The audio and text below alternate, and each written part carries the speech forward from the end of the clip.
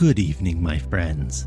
So, you want to learn to speak and understand English. You have had a long day. You are tired. Lay down in your bed, close your heavy eyes, and let's listen to a story while we slowly fall into the arms of the English language. The Fly by Catherine Mansfield. "You're very snug in here," piped old Mr. Woodyfield, and peered out of the great green leather armchair by his friend the boss's desk, as a baby peers out of its pram. His talk was over. It was time for him to be off, but he did not want to go. Since he had retired, since his stroke, the wife and the girls kept him boxed up in the house every day of the week except Tuesday. On Tuesday he was dressed and brushed and allowed to cut back to the city for the day. Though what he did there, the wife and girls couldn't imagine. Made a nuisance of himself to his friends, they supposed. Well, perhaps so. All the same, we cling to our last pleasures as the tree clings to its last leaves. So there sat old Woodyfield, smoking a cigar and staring almost greedily at the boss, who rolled in his office chair, stout, rosy, 5 years older than he, and still going strong, still at the helm. It did one good to see him. Wistfully, admiringly, the old voice added, "It's snug in here, upon my word." "Yes, it's comfortable enough," agreed the boss, and he flipped the Financial Times with the paper knife. As a matter of fact, he was proud of his room. He liked to have it admired, especially by old Woodyfield. It gave him a feeling of deep, solid satisfaction to be planted there, in the midst of it, in full view of that frail old figure in the muffler. "I've had it done up again," he explained, as he had explained for the past, how many weeks? "New carpet," and he pointed to the bright red carpet with the pattern of large white rings. "New furniture," and he nodded towards the massive bookcase and the table with legs like twisted treacle. "Electric heating." He waved almost exultantly towards the 5 transparent, pearly sausages glowing so softly in the tilted copper pan. But he did not draw old Woodyfield's attention to the photograph over the table of a grave-looking boy in uniform, standing in one of those spectral photographers' parks with photographer storm clouds behind him. It was not new. It had been there for over 6 years. "There was something I wanted to tell you," said old Woodyfield, and his eyes grew dim, remembering. "Now, what was it? I had it in my mind when I started out this morning." His hands began to tremble, and patches of red showed above his beard. "Poor old chap, he's on his last pins," thought the boss, and feeling kindly, he winked at the old man, and said jokingly, "I'll tell you what, I've got a little drop of something here that'll do you good before you go out into the cold again. It's beautiful stuff. It wouldn't hurt a child." He took a key off his watch chain, unlocked a cupboard below his desk, and drew forth a dark, squat bottle. "That's the medicine," said he, "and the man from whom I got it told me on the strict QT it came from the cellars at Windsor Castle." Old Woodyfield's mouth fell open at the sight. He couldn't have looked more surprised if the boss had produced a rabbit. "It's whiskey, ain't it?" he piped feebly. The boss turned the bottle and lovingly showed him the label. Whiskey it was. "Do you know," said he, peering up at the boss wonderingly, "they won't let me touch it at home," and he looked as though he was going to cry. "Ah, that's where we know a bit more than the ladies," cried the boss, swooping across for 2 tumblers that stood on the table with the water bottle, and pouring a generous finger into each. "Drink it down. It'll do you good. And don't put any water with it. It's a sacrilege to tamper with stuff like this. Ah!" He tossed off his, pulled out his handkerchief, hastily wiped his moustaches, and cocked an eye on old Woodyfield, who was rolling his in his chaps. The old man swallowed, was silent a moment, and then said faintly, "It's nutty." But it warmed him. It crept into his chill old brain, and he remembered. "That was it," he said, heaving himself out of his chair. "I thought you'd like to know. The girls were in Belgium last week, having a look at poor old Reggie's grave, and they happened to come across your boys. They're quite near each other, it seems." Old Woodyfield paused, but the boss made no reply. Only a quiver in his eyelids showed that he heard. "The girls were delighted with the way the place is kept," piped the old voice. "Beautifully looked after. Couldn't be better if they were at home.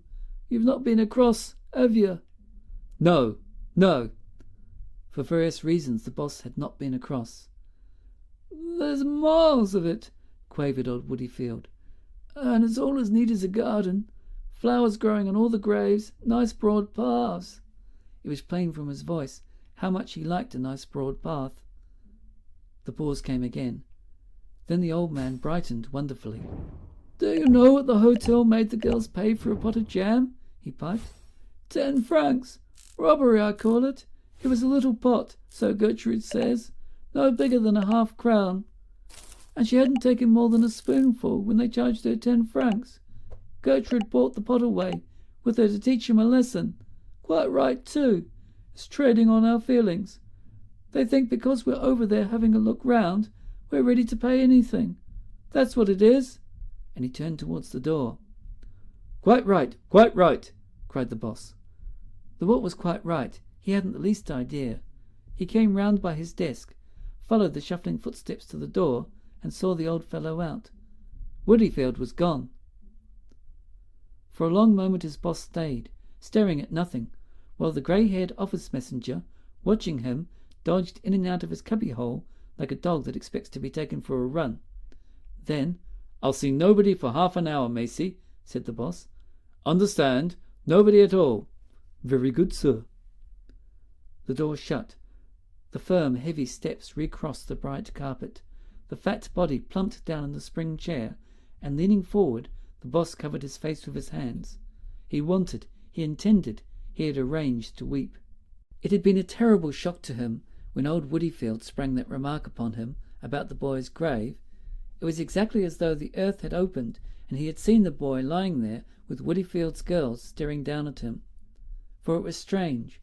Although over 6 years had passed away, the boss never thought of the boy except as lying unchanged, unblemished in his uniform, asleep for ever. "My son," groaned the boss. But no tears came yet. In the past, in the first months and even years after the boy's death, he had only to say those words to be overcome by such grief that nothing short of a violent fit of weeping could relieve him. Time, he had declared then, he had told everybody, could make no difference. Other men perhaps might recover, might live their loss down, but not he. How was it possible? His boy was an only son. Ever since his birth the boss had worked at building up this business for him. It had no other meaning if it was not for the boy. Life itself had come to have no other meaning.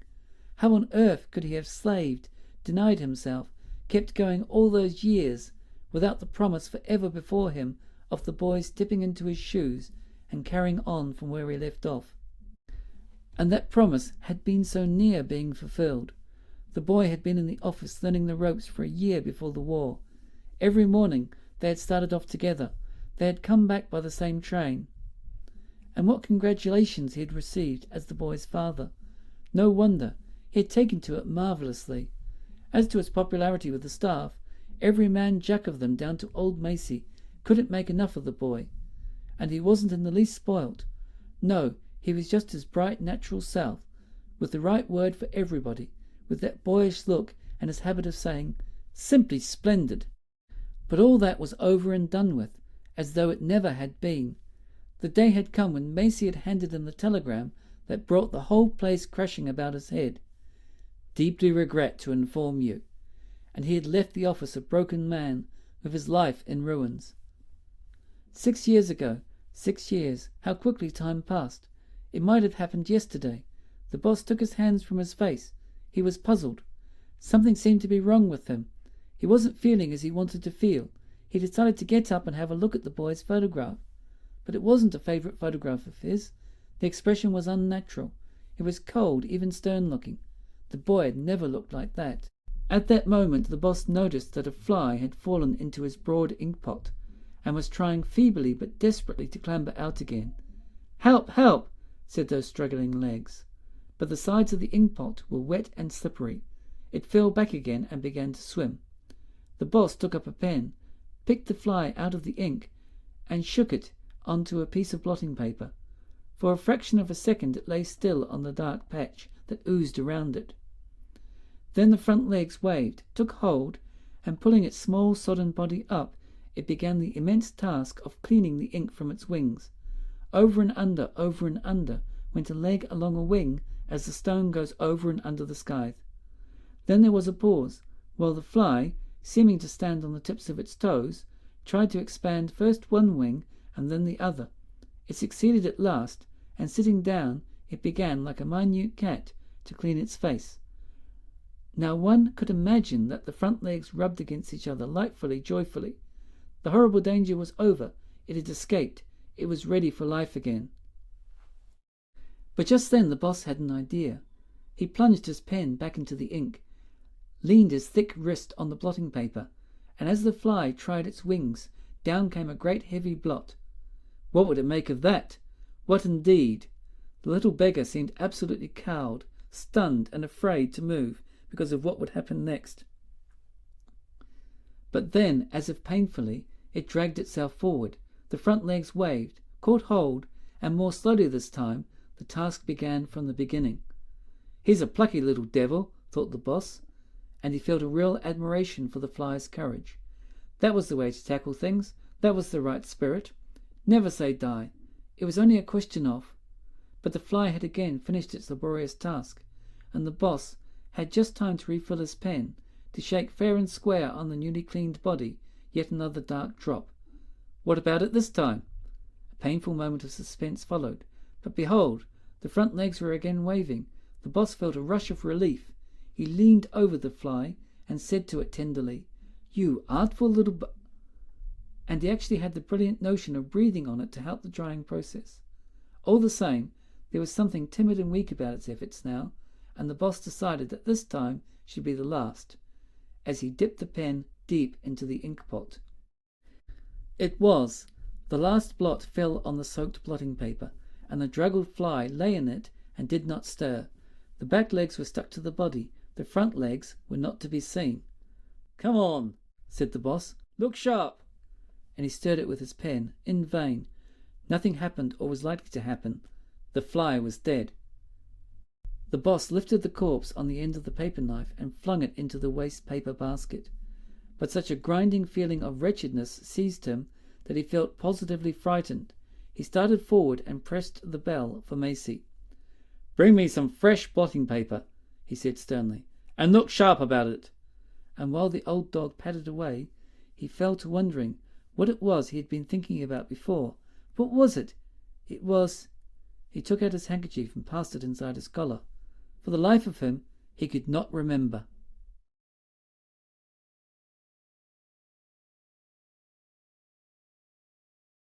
End of